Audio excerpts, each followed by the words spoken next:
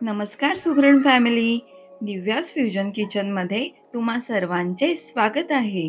सध्या रमजान सुरू आहे आणि इफ्तारमध्ये काहीतरी कुरकुरीत आणि थंडगार असेल तर त्याची मजाच वेगळी असते, नाही का?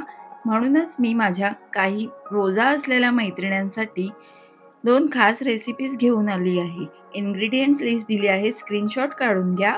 रेसिपीला सुरुवात करूया. इथे मी गुलगुले बनवणार आहे. त्यासाठी मी इथे गुळाचं पाणी करून घ्यायचं आहे. मी इथे गॅसवरती 1 कप पाणी, त्यात 1 कप गूळ घेतला आहे. छान विरघळून घ्यायचं आहे आपल्याला.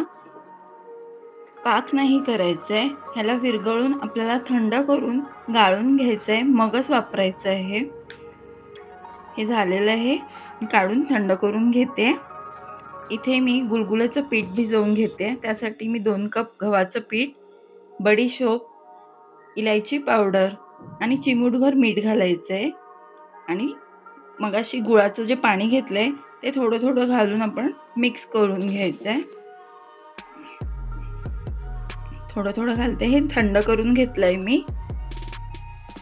लागेलच थोडंसं अजून पाणी घालू शकता तुम्ही. पातळ नाही करायचं आपल्याला. आपण जसं भजीसाठी पीठ भिजवतो तसंच आपल्याला भिजवून घ्यायचं आहे. हे बघा, पिठावर अवलंबून असतं. थोडं पाणी कमी जास्त लागू शकतं आपल्याला, पण गुळाचं प्रमाण योग्य आहे. अगदीच तुम्हाला गोड खायचं असेल तर तुम्ही त्याच्यात गूळ अजून ॲड करू शकता. हे एवढं सफिशियंट आहे मी जेवढं गूळ घातलंय. हे बघा, हे झालंय आपलं मिक्स करून. आता ह्या बॅटरला मी 15 मिनिटासाठी भिजू देणार आहे. झाकून ठेवायचं आहे. तोपर्यंत आपण मोहब्बतचा शरबत बघून घेऊया. मी इथे एका जारमध्ये 1 लिटर गाईचं दूध घेतलं आहे. तुम्ही तापवून थंड करून घेऊ शकता. मी इथे थंड करून घेतलेलं आहे, एकदम गार चिल्ड. आणि 1 कप सिरप घेतलेला आहे रूअफजाचा, किंवा रोज सरबत असेल तुमच्याकडे, रोज सिरप तेही चालेल. मिक्स करून घेते छानपैकी. तुम्हाला हवं असल्यास ॲडिशनल साखर तुम्ही ह्याच्यात ॲड करू शकता, पण हे रूअफजा इतकं गोड असल्यामुळे हे सफिशियंट आहे. मिक्स करून घेतलं. तर मी ह्याच्यात भिजवलेले सब्जाची बिया घालते. भिजवल्यावरचे 2 टेबलस्पून घातलेत मी. तुम्ही आवडीप्रमाणे कमी जास्त करू शकता. हे छान असतं, थंडगार असतं. आणि आता कलिंगडाचे तुकडे घालून घेऊया. तुम्हाला हवं असल्यास यात तुम्ही आईससुद्धा ॲड करू शकता. मी इथे बर्फ नाही घेतला आहे, कारण मी इथे चिल्ड दूध यूज केलेलं आहे, फ्रीजमधलं एकदम थंडगार. मिक्स करून घेतलंय. आता ह्याला आपण सर्व करून घेऊया. इथे मी एक मोठा ग्लास घेतला आहे. ह्याला मी सिरप सगळीकडनं कोट करून घेते साईडला. त्याने छान इफेक्ट येतो, एकदम गुलाबी गुलाबी. आता आपण पोर करून घेऊया. वा, काय छान दिसतंय. तुम्हाला इथे हवं तर तुम्ही इथे आईस क्यूब्स घालू शकता. छान असं पोर करायचंय. हे सरबत नुसतं रोजासाठीच नाही, इफ्तारसाठीच नाही, तर उन्हाळ्यात सुद्धा नॉर्मली आपण करून पिऊ शकतो. छान असं रोज पॅटल्स घालून मी गार्निश केलं आहे. कसं वाटतंय? भारी वाटतंय ना? नक्की ट्राय करा आणि कमेंट करून सांगायला विसरू नका. आता आपण पुढे गुलगुले करून घेणार आहोत.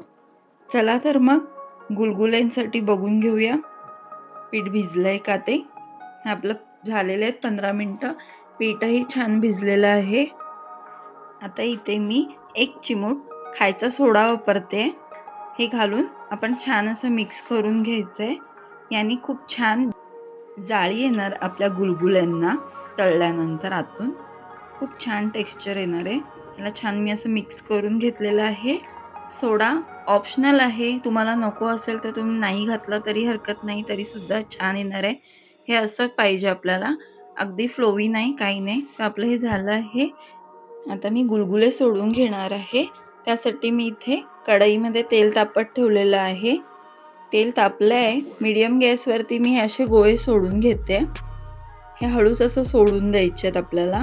बघा मी कशी सोडते, म्हणजे कशी ह्याला शेपट्या नाही येणार आणि हे इझिली गोलगोलच होणार. छान लो टू मीडियम फ्लेमवरतीच आपल्याला ह्याला तळून घ्यायचं आहे, तरच ते आतपर्यंत छान शिजले जाणार आहेत. नाहीतर मग ते पिटाळ पिटाळ राहून जातील. हे असे छान अगदी गुलाबजामुन वाटतायत ना. हे बघा, ह्याला मी एकदम मीडियम फ्लेमवरती ठेवलेलं आहे. हे आता असे झालेले आहेत. ह्या कलरवरती आले की आपण काढून घ्यायचं आहे, कारण की आपण तळून काढल्यावरती ते त्यांच्या हीटनी अजून भाजले जाणार आहेत. हे मी काढून घेते. असेच मी बाकीचे सगळे तळून घेते. छान असं नितळून काढायचं आहे. बाकीचे तळून सर्व करते. वा, काय छान दिसतायत ना. अगदी गुलाबजामुन वाटतात, गुलगुले वाटतात का.